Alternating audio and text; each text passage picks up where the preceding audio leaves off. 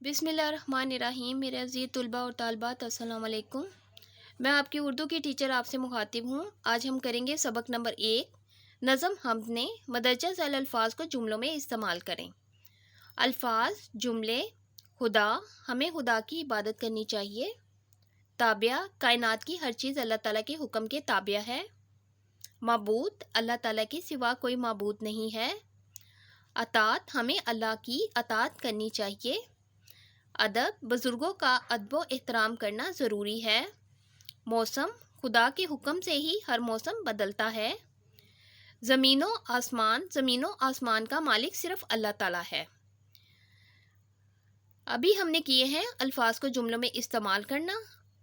اب ہم کرتے ہیں سوالات کے جوابات۔ سوال نمبر 1، اس نظم حمد کے شاعر کون ہے؟ شاعر کے بارے میں مختصراً اپنے الفاظ میں لکھیے۔ جواب: اس نظم حمد کے شاعر اکبر الہ آبادی کا نام سید اکبر حسین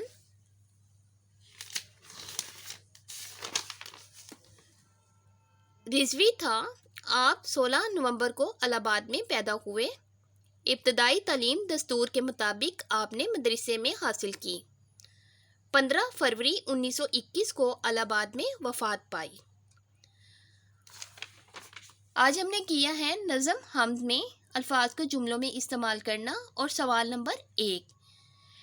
انشاءاللہ تعالی اگلے لیکچر میں پھر آپ سے ملوں گی۔ اللہ حافظ۔